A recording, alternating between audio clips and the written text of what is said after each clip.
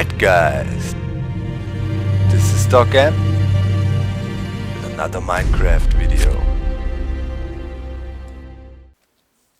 You heard it, and today this is episode 32 of Docm77's new Minecraft World Tour. And guys, I've been really busy around this place here. I was so happy, when I was done with the MC editing, molding my world into a 1.9 environment, that I got super motivated. It was awesome because, now my world really feels complete, and I feel that I can, keep it, and it really motivated me because I was so insecure, But now I'm feeling good again. What I did first, guys, and that was suggested by you, and I really liked the idea. As we see, there are like 3 or 4 rivers streaming into the perimeter, basically on all sides. Also back there, but I'm not quite sure how I want to open up the perimeter back there. But at the areas here, I made small lighthouses or small signal posts, and opened up the perimeter. Where the rivers come in, or I'd better say they kind of flow out of the perimeter. That seems more realistic. We got some kind of or into it. I'm not quite sure, but in and out of it, and I think it looks pretty cool. I just lowered the cobblestone wall by 1 block. If you look carefully, there you can still see it. So now you can ride over there with the boats, but squid and stuff that are in here, they were not or will not escape. That is important, so I don't want to cut it away all the way down. So this is one of the first things I made. Also last time, I already worked on the melon farm, and I'd say we'd quickly run back to the where to start? So many things. I'd say we run to the morning wood and have a look there. There you go. Some of you guys were asking, Doc, did your whole perimeter freeze over? And no, I was really lucky. Basically, this corner back there is snow biome. The rest, I don't know what biome it is. I would love to check it out. Maybe I will install single player commands to check it, because you can type in /biome and then you'll see in which biome you are at. The veins I've been placing there are really making good progress. Let's have a quick look at them. Oop, why did I fall through? Sometimes. Alright, there you can see it. I don't have my shears with me. Normally when I come by here I cut off some and replant some on the sides here. But they are also spreading to the sides, and I know their growth was nerfed, I believe in 1.7 already. Or was it 1.8? I'm not quite sure, but they were spreading like crazy, and now it's nerfed, and this is what grew so far. Over there I planted one top there, and I got one right in front of the door. So trying to grow it a bit, and I will spread it all over the morning wood, but I haven't had too much time to attempt that yet. So let's quickly have a look. I still a bit complicated to get up and down. I might build in another way to get up and down the main tree here from the ground level. I saw a really cool elevator on Sesblink's channel. Really fast and cool design. Why is there a hole in the roof? Need to replace that.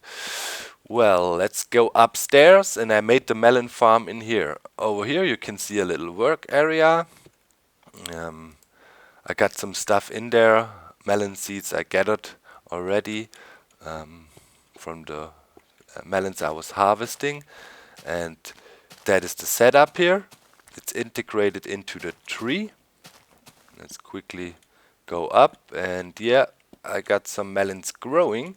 But one thing I really find strange, I tested it out, and I'm letting this thing grow here forever now. You can see there are the melon seeds behind it, or the stems, and those 6 melons have grown, but actually there's spots for 8. There, or 10. No, 12 I believe it was. Yeah, 12. And I wonder why they are not growing here. They should. Light is there, everything is there. When I tested it on my, on the former spawning pads in the Pyramid of Life, they were actually growing next to each other. They hadn't, there doesn't have to be a gap here. But I'm waiting for a long time and it's not growing. Maybe, is that, yeah. But if you want to harvest it, you just go like this, and you can gather your crop, and then you just put it up again, hoe it, and then it will regrow, and you'll be able to harvest more.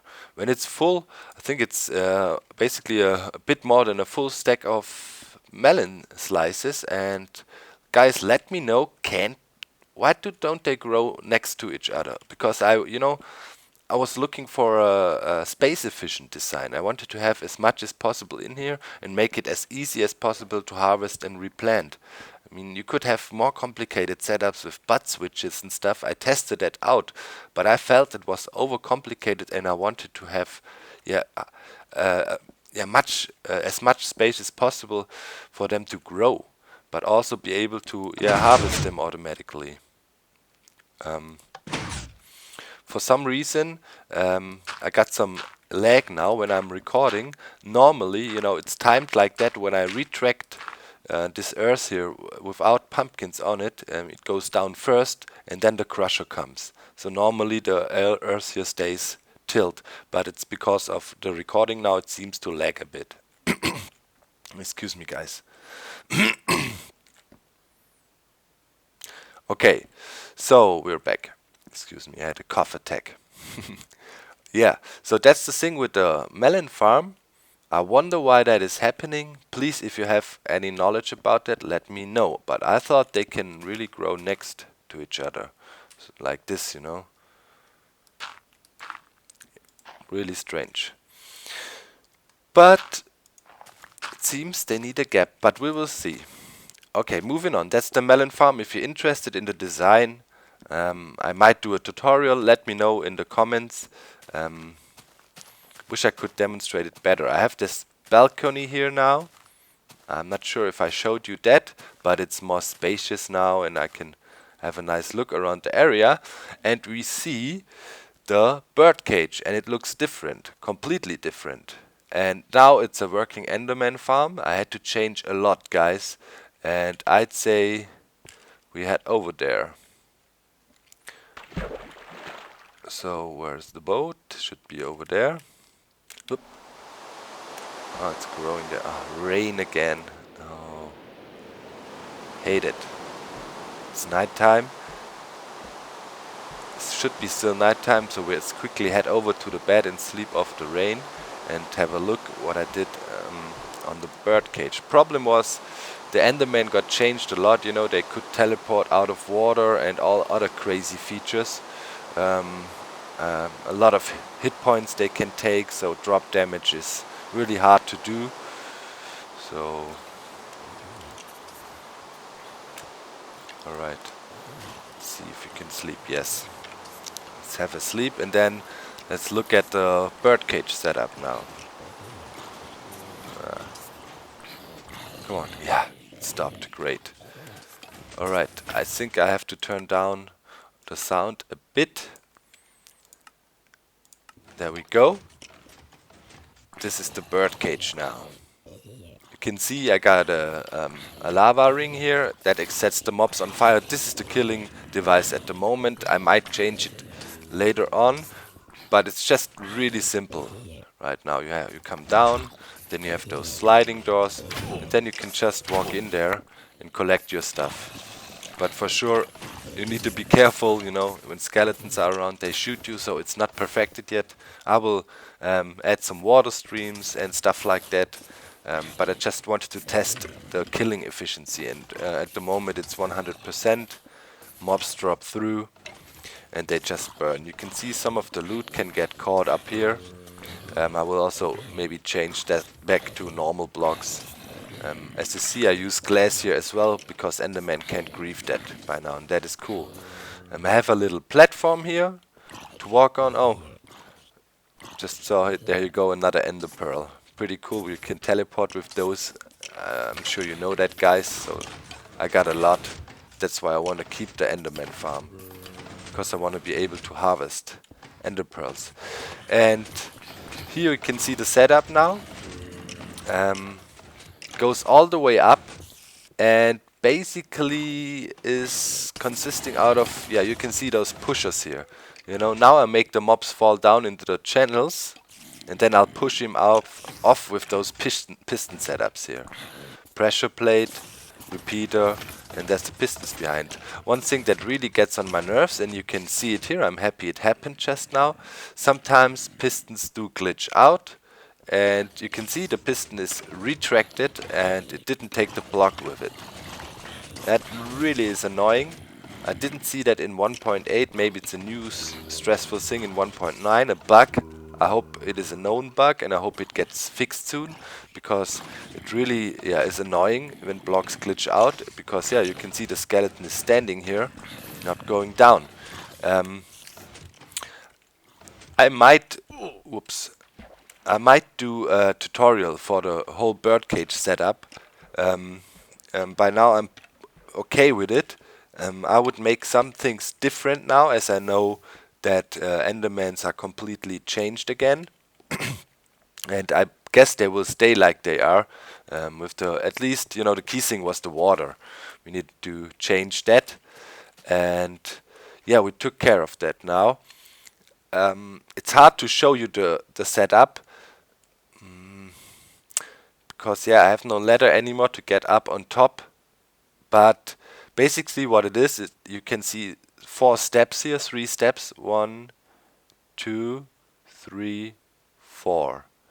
And all those steps are made the same. You have those pusher piston setups with the pressure plates you saw up there. And then, you know, they get pushed out and just forced into the middle. And I have some more platforms in there now, so they don't die from drop damage. One thing though is really getting on my nerves. I'm getting spider spawns as well in there. Everything is like prepared with the half slabs, but ever so often a spider spawns, and spiders can clog the system as well. So I have to put down some more half slabs, maybe sacrifice some spawning surface, but at least I will finally get rid of the spiders. So the thing is still a bit in development, but when I'm really happy with it, I will probably show you how to make one from scratch when it's fully sophisticated.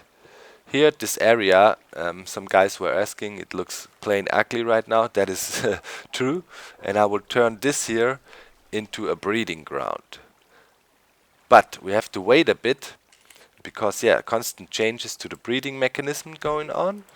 And I'd say we right over there to the ice corner, where I did some experiments and testing for the breeding. I just saw lately on not just tweet that it will be baby animals, and that is cool, because think of it, size difference in mobs is always something we can use to sort them. And if you got mother and father cows, or bulls and cows, breeding baby cows for example, it should be very easy to sort out the babies, because they are definitely smaller. So this is one thing we could take advantage of for sure. So back there I was running around with some wheat I gathered from my wheat farm, and I used basically the full first crop. It was about 12 or so wheat, and just went back there a bit and was catching the animals. I made that little holding dens for them. I had 2 of both, 2 of all, excuse me, and then I multiplied them once. You can see 4 in here and 4 there, 4 cows.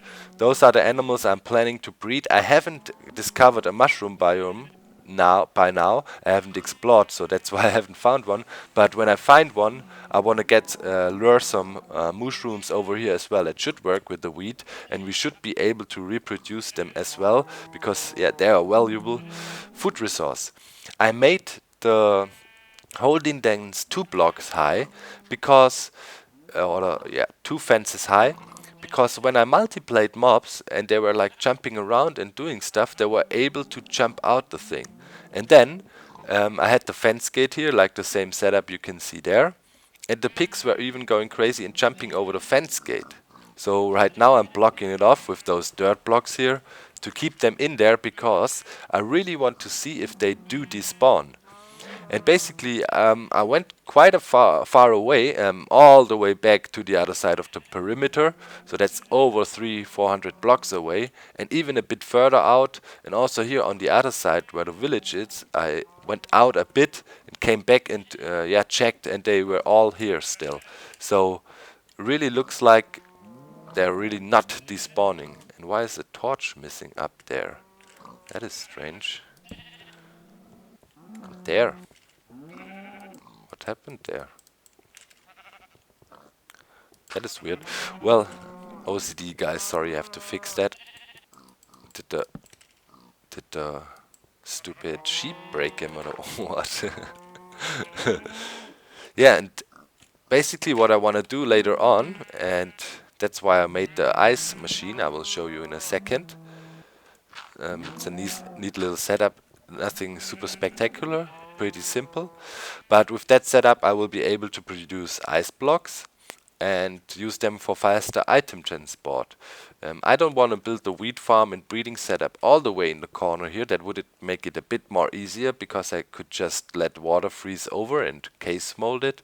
I will make it more towards the middle, so it's centralized as all buildings. So I will need a lot of ice blocks, and I want to be able to move them easily, and that's where this setup comes in place. You can see it here, it's frozen over again. We have a below here, you can see it. Wait, let me jump down. Basically it's a unlimited water source, a water well, and unlimited. And here in the middle is the block, is the area where water will always form. So we could pick water from here like an infinite well. And as this area is covered by the half slabs, you could use whatever block you want. The water will not freeze. Excuse me again. We got source blocks here, source block there, and only the block in the middle is not covered. Oops, why did I throw my shovel away now? Only the block in the middle is not covered. It's open to air and it will always freeze over. And what we got here then is a double extender. It's a setup I saw on McPatcher's channel, but I think it's a standard setup by now for a vertical double extender. And you can just press this button, and you see the sandstone block, which is the floor of this contraption here, extends 2 blocks, pushes the ice block up, and here you can see water is refilling. Now I can just, I need to eat something, retract it. There you go, it's gone. And let me quickly, I got the melons here, grab some melon seeds. Actually it's a pretty good food because you can get a lot. So I take back what I said a few episodes ago when I was saying it's just for show probably. Oh man, I didn't count that in. I need to put the ladder somewhere else. When it's loaded, it's not easy to get up. Alright, and what you do then, you have your ice blocks here, and then I have another piston behind the thing, and if you want to move ice blocks, you just go like this, put some dirt in there, and push them wherever you want. Later on you have to use pistons to push them up and down and back and forth and wherever you want to get them. But this is how I plan to do it. So I can create ice strips and use them to transport the wheat and maybe some other farming I'll do. I'm really happy that I got the ice biome, man. That is really, really lucky. Yeah, so this was what I did around the perimeter. I gave you a short insight to all the things. If you're interested in more details, let me know. I could make a tutorial for the ice machine, or give me some time with the Birdcage, guys. Okay, and I think it's almost perfected. I need to do some more testing, and when I'm really happy with it, I will make one of these. But it is, yeah, it just combines the things we know about mob traps at the moment, and we're good. Future plans, guys, future plans. The texture pack, it still needs some work. Vedic is not ready yet. He hasn't implemented all the new things. I think magma cube and stuff was not, or blaze powder or something was not involved. Some small details. As soon as he does that, I will update the texture pack. Finally, also next projects, well, I want to start with the breeding and wheat farm here. So I'm gonna make a wheat farm next time. So this time, if you have some cool wheat farm designs, feel free to post them. Video responses will be auto approved again. And then I want to start breeding. It has to be somewhere over there, so I can feed the animals to the perimeter, and maybe I'll have to change the complete sorting setup I have there, maybe even remove it completely and redo everything. But I'm looking forward to it, because breeding actually was one of the features I was looking for a long time. So that's it for today. I hope you liked this episode. I hope I see you soon. I'm out. Bye. Bye.